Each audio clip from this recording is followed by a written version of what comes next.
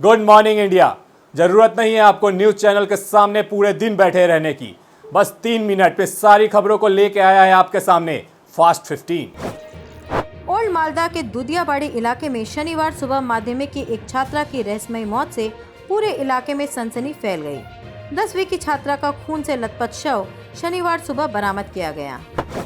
पूर्व मेदिनीपुर महिषादल सिनेमा मोड़ के पास एक नाले में बड़ी संख्या में स्वास्थ्य साथी के फॉर्म पाए जाने से राजनीतिक विवाद छिड़ गया।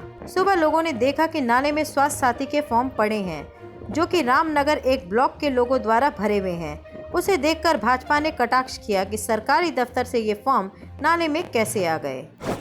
पूर्व मेदिनीपुर जिला के नंद कुमार थाना अंतर्गत राजा रामपुर इलाके में माल भरे हुए ट्रक में अचानक आग लगने से पूरे इलाके में हड़कंप मच गया।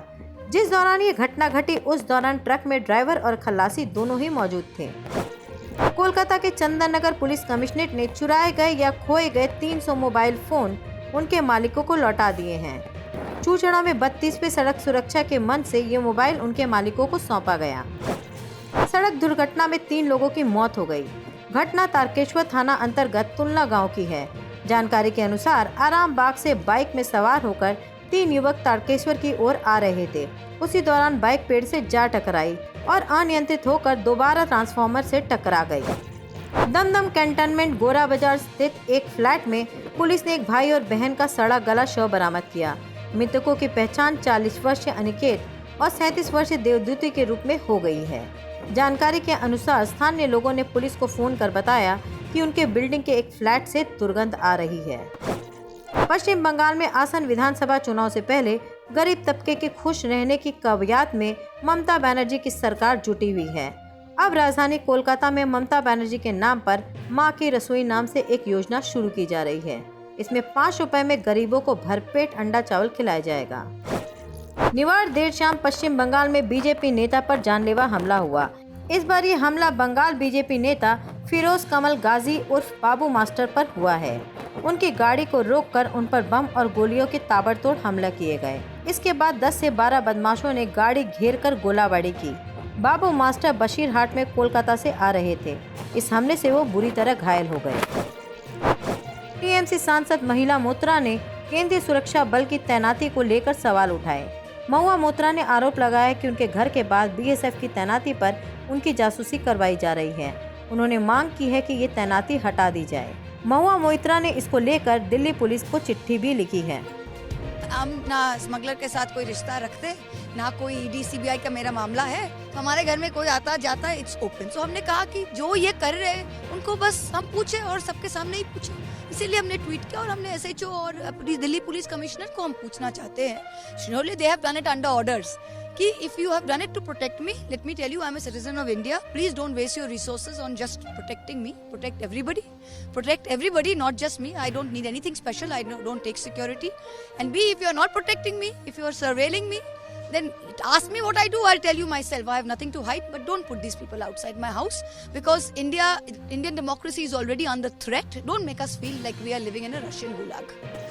प्रधानमंत्री नरेंद्र मोदी आज तमिलनाडु और केरल राज्य के दौरे पर हैं। प्रधानमंत्री मोदी आज तमिलनाडु की राजधानी चेन्नई पहुंच गए, जहां से वे कई अलग अलग प्रोजेक्ट की शुरुआत करेंगे। इसके अलावा वे अर्जुन टैंक को सेना को सौंपेंगे। कर्नाटक के मणिपाल के रशीम सामंत ऑक्सफोर्ड स्टूडेंट यूनियन की अध्यक्ष चुनी गई हैं। रशीम पहली ऐसी महिला हैं जिन्होंने लंदन के ऑक्सफोर्ड यूनिवर्सिटी में ये पद हासिल किया है। लोकसभा में आज यानी शनिवार बजट सत्र के पहले चरण का आखिरी दिन रहा। ऐसे में बजट पर चर्चा के दौरान वित्त मंत्री निर्मला सीतारमण कांग्रेस सांसद राहुल गांधी पर आक्रामक रहीं।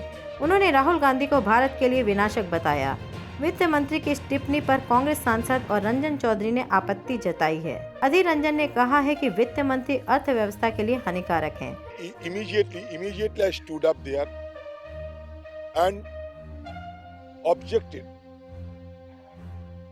to the comments of Honorable Finance Minister, and even I exhorted her that being a Finance Minister of India, she should not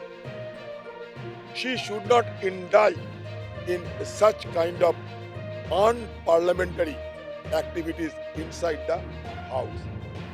So immediately we took a serious exception to the comment made by Finance Minister.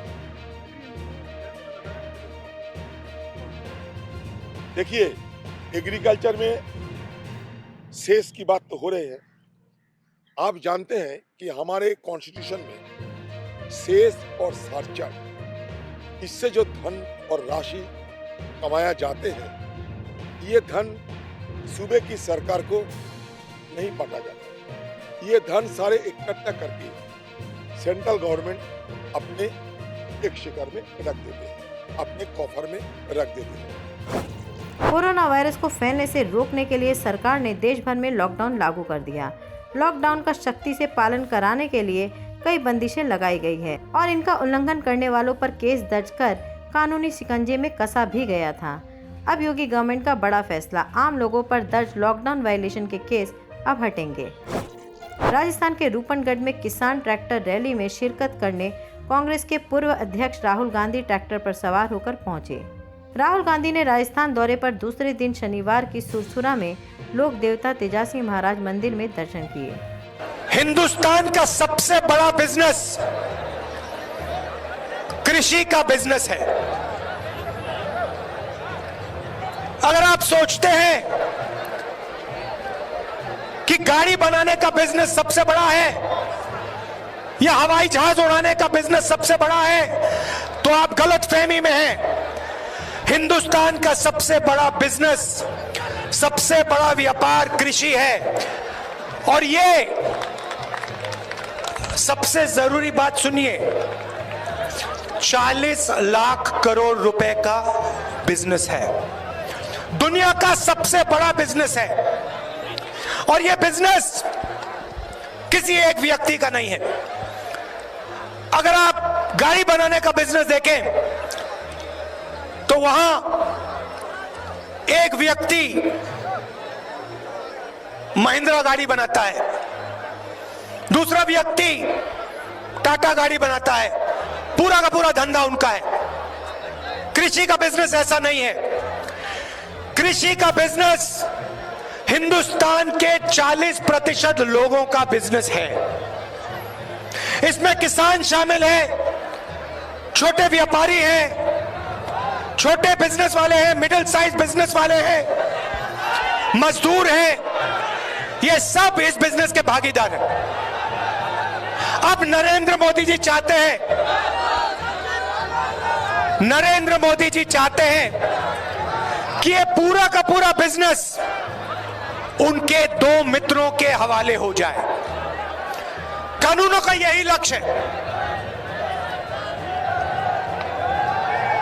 Narendra Modi ji चाहते हैं कि जो आपका है, जो 40% हिंदुस्तान का है, वो सिर्फ 2 लोगों के हाथ में चला जाए।